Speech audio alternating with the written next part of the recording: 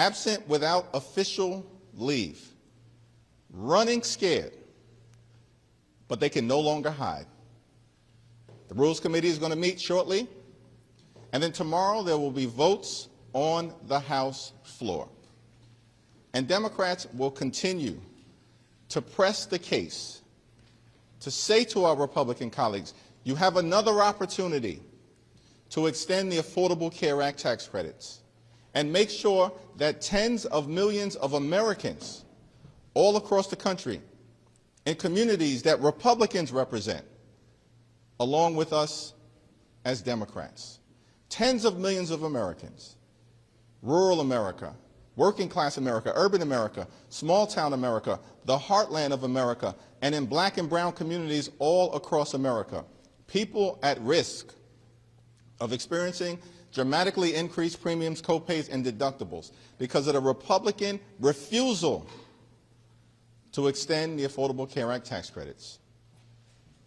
Before the Rules Committee this evening, House Democrats, led by myself and Whip Catherine Clark, will give the Republicans another opportunity to extend the Affordable Care Act tax credits by introducing an amendment that will extend these tax credits for a 3-year period of time. Same period of time that these tax credits were extended back in 2022. Republicans have created a health care crisis all across America. Largest cut to Medicaid in American history. Hospitals, nursing homes, and community-based health centers closing all throughout the country because of what Republicans did in their one big ugly bill. Medicare still at risk of the largest cut it may confront in American history unless Congress acts by the end of this year. And of course, because of the Republican refusal to extend the Affordable Care Act tax credits in the midst of a cost of living crisis that already exists, that they failed to address, health care for people all across this country is on the brink of becoming unaffordable. Working class Americans, everyday Americans, middle class Americans, unable to afford to go see a doctor. This is in America, the wealthiest country in the history of the world. And so once again, House Republicans, welcome back from your taxpayer-funded 7-week vacation. You now have an opportunity to actually take some action in an area of this health care crisis by working with Democrats before the Rules Committee this evening to extend the Affordable Care Act tax credits. It's now my honor to introduce Whip Catherine Clark. Thank you so much, Mr. Leader, and we are indeed looking forward to the return of the missing House GOP. 54 days. I know the dust has settled on their desks. I hope they can find their voting cards. And I hope, as Speaker Johnson said, when they were home on their vacation doing the most, quote, meaningful work of their careers, that included talking to their neighbors, talking to their constituents, because I can tell you what we are hearing from people across this country. It is fear, it is anxiety. The thought that they may lose their ACA insurance, the thought that they may lose their Medicaid or Medicare because of the agenda of the House GOP. Take away health care and give permanent tax cuts to the very, very wealthiest in this country. I hope that Mike Johnson talked to Morgan in Ruston, Louisiana. Morgan's son needs an inhaler that is paid for through her health insurance, and he needs frequent trips to the doctor to be able to survive and have a childhood he deserves. Morgan is so fearful that if she loses that coverage that her son depends on, there are no backup plans. There's no plan B. And so we are saying, listen to the American people and what they are telling you. I hope that you listened to them when you were home, avoiding coming to do your jobs here in the Capitol. And I hope, as the leader has said, you will take this opportunity tonight. We can't undo all the damage they've done, but extend the ACA tax credits for 3 years. Give small business owners, farmers across this country, moms and dads who depend on the ACA in order to get their coverage. Tell them they don't have to have sleepless nights worrying that their cancer treatment for their spouse might not be able to continue. They may not be able to manage their own diabetes, and they may not be able to find health care when they have a sick child. These are the very real cries of Americans. House Democrats are going to remain in this fight, and I hope that on their 54 days, they heard the American people loudly and clearly and will come back to their senses and do what's right and protect health care in this country. And now it is my great pleasure to introduce our ranking member and fellow Bay Stater on the Rules Committee, Jim McGovern. Thank you. So 8 weeks ago, Speaker Mike Johnson sent the House of Representatives home. He basically abolished the House of Representatives. And he did so because he cares more about giving tax breaks to billionaires than he cares about extending tax relief to working families so they can afford their health care. I took the train down here today because I wanted to make sure I got here for the Rules Committee meeting. I got an earful from a lot of people. People are pissed. People don't understand why this is so difficult. That in a Congress that, again, passes these huge benefits for corporations and for the well-off and the well-connected, can't find it within their politics to be able to pass relief to middle-class families who are going to not be able to afford their health insurance. I mean, this is not a talking point. This is real life. I mean, I've had constituents come up to me and tell me that they don't know what they're going to do. I mean, they can't afford the skyrocketing costs of their health insurance. This is a life or death issue for people. I have people coming up to me and saying they're going to go without health care for a year or two. They just roll the dice and maybe everything will work out okay. Health care ought to be a fundamental human right for everybody in this country. That this is so difficult tells you everything you need to know about the character of the people who are running this House of Representatives right now and the man in the White House. This is disgusting. This is immoral. We're going to go to the Rules Committee, and we're going to take the fight directly to the Republicans up in the Rules Committee. But this should be a no-brainer. This should be a no-brainer, and yet it is becoming this enormous mountain to try to climb in order just to get some help so that people don't lose their health insurance. What the hell is wrong with these people? Again, I mean, I wish Donald Trump could have been on the train with me today and heard some of the stories that I heard. But I don't think he ever has been on a train. I don't know. He lives in a bubble. But I wish some of my Republican colleagues were on that train. How can you not extend these tax benefits for people who are in such desperate need? Look, we're going to continue to try. The beautiful thing about politics is you never lose until you give up trying. And we're not going to give up, and we're going to fight like hell until this gets done. And with that, I'm happy to yield to one of my wonderful members of the Rules Committee, Congresswoman Mary Gay Scanlon of Pennsylvania. Thank you. Thank you. So we've had this fight going all year, and I've been trying to figure out a way to break it down. But basically, there were two big tax issues that were coming due at the end of this year. One was the tax cuts for billionaires, and the other was the tax credits for folks who get the Affordable Care Act. In July, Speaker Johnson called us back, dragged us back here 4th of July weekend so they could ram through the tax cuts for billionaires. But when it came time to extend the tax credits for everyday Americans, they went on vacation. They went on vacation early. They said, oh, we don't have to really deal with that. They were unwilling to negotiate with Democrats, and they just left town. So like my colleagues here, I've been hearing from my constituents throughout this period of time when we have not been here in D.C., which we have regularly been in D.C., trying to do the work. But just this morning, I was at the largest Veterans Day parade in the Commonwealth of Pennsylvania, in Media, and I had veterans coming up to me saying, keep fighting. This is killing us. This health insurance issue, my daughter can't get her insurance. She's concerned about her family. I hear from the folks I walk dogs with in the morning that they're thinking about going without coverage because they've got a small business and they can't afford the increases that they're seeing. Hearing from a veteran whose Social Security just barely covers her rent and she doesn't know what she's going to do for health insurance for her family.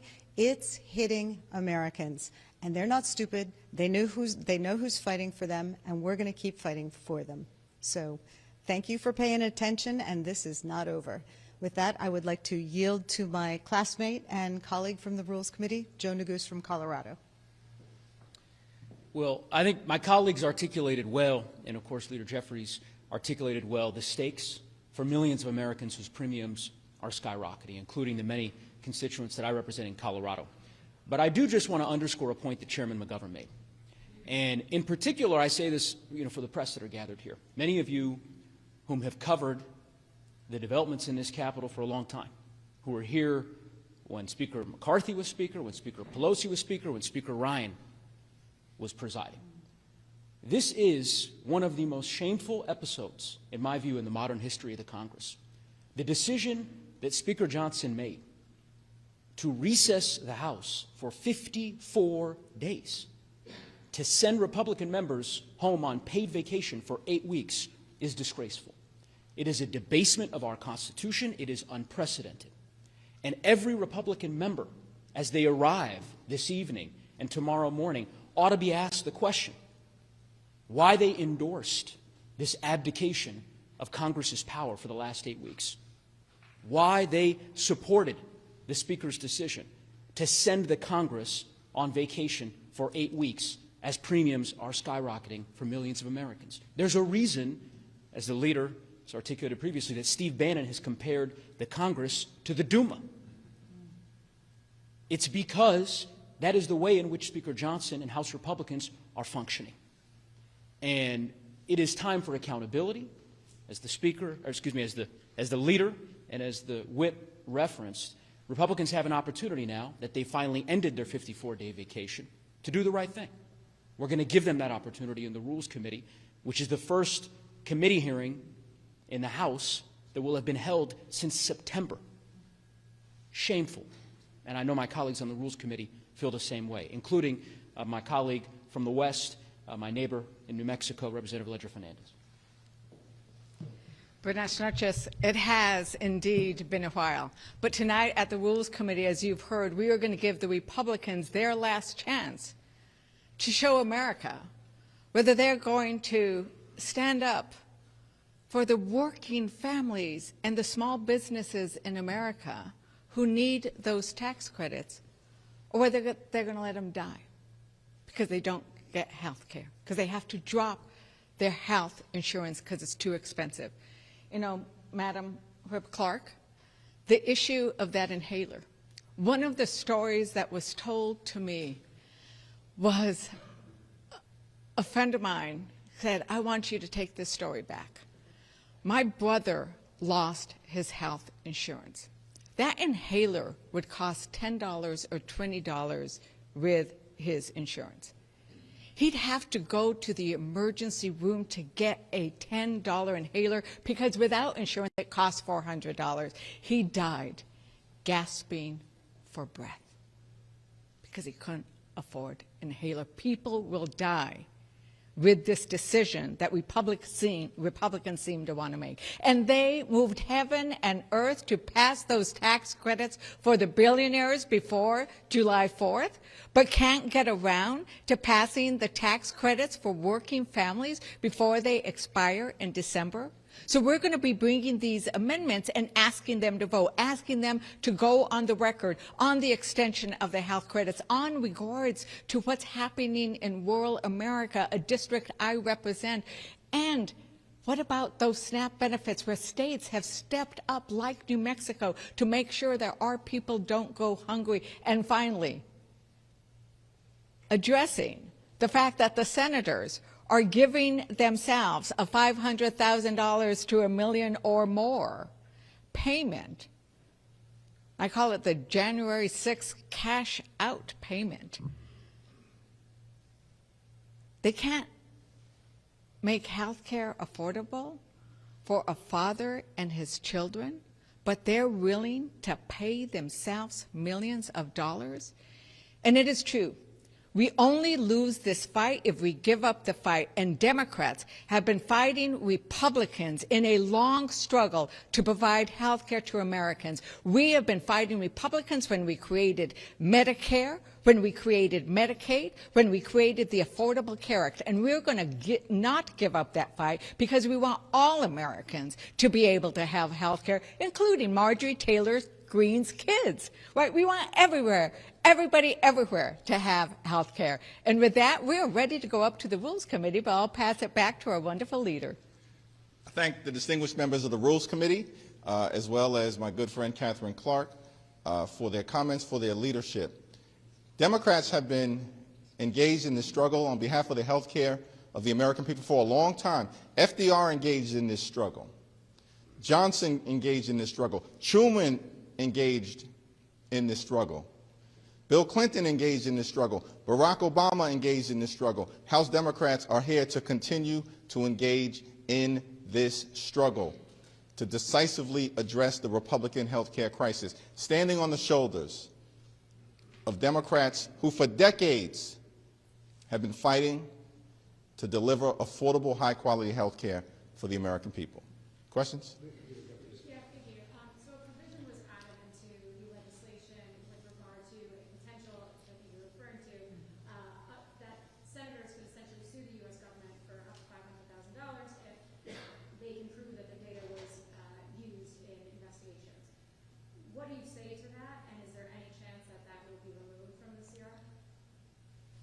House Democrats are going to offer an amendment before the Rules Committee to get that self-dealing sick provision out of the spending agreement. The notion that 8 Republican senators signed off by John Thune and the Republicans, apparently in the Senate and in the House, would give themselves the ability, essentially, to rip millions of taxpayer dollars away from the American people so they could line their pockets because these people were insurrectionist sympathizers is insanity.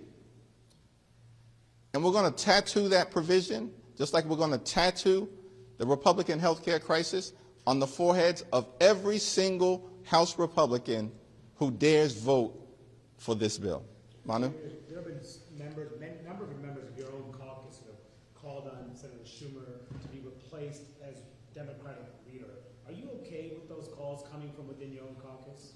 As I've indicated, we're focused right now on pressing the case in addressing the Republican health care crisis. We'll be before the Rules Committee in moments. We'll have a family conversation as House Democrats. We're strongly opposed as House Democrats to this reckless Republican effort to continue to raise the high cost of living on everyday Americans, which is exactly what they're doing by failing to extend the Affordable Care Act tax credits. Nicole?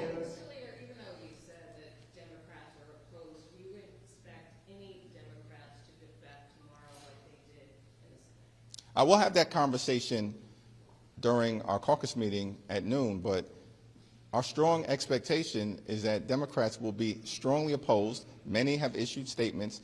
The New Dem coalition came out today. That's the largest caucus within the House Democratic Caucus, opposed to this Republican spending bill because it fails to address the health care crisis that Republicans have created. Absolutely. Michael? Thank you. Mr. McGovern mentioned he rode the train to make it back in town. Obviously, all of your members are trying to get back. Do you anticipate all Democrats will be here tomorrow in order to oppose this bill and put pressure on Speaker Johnson to rally all of his members to support the legislation? Yes.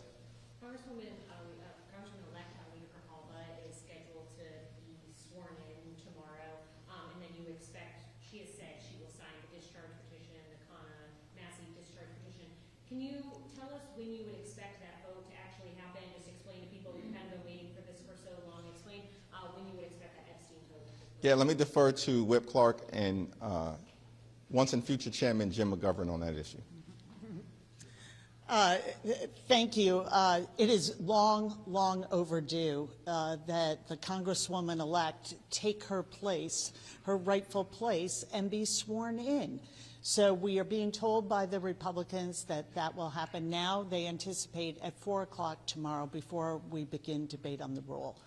And it is just another one of those breathtaking split screens that as they are home, and we are watching this suffering going on, that they have also decided to put off swearing in Congresswoman-elect Grijalva because they don't want her to sign a discharge petition that would force a vote on the Epstein files.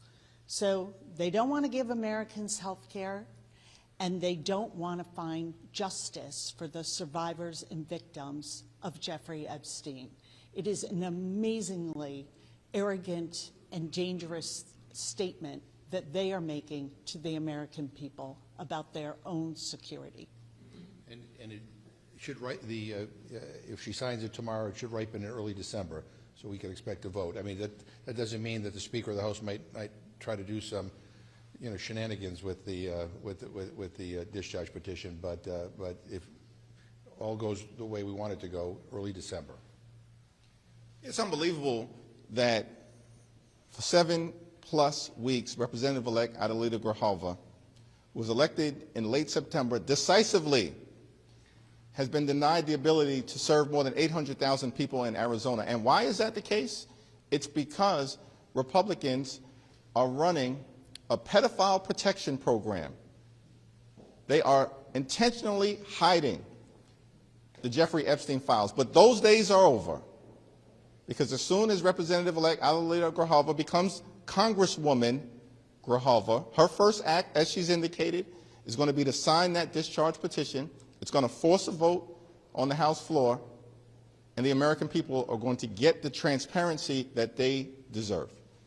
Jeffries, you've not taken off the table a discharge petition on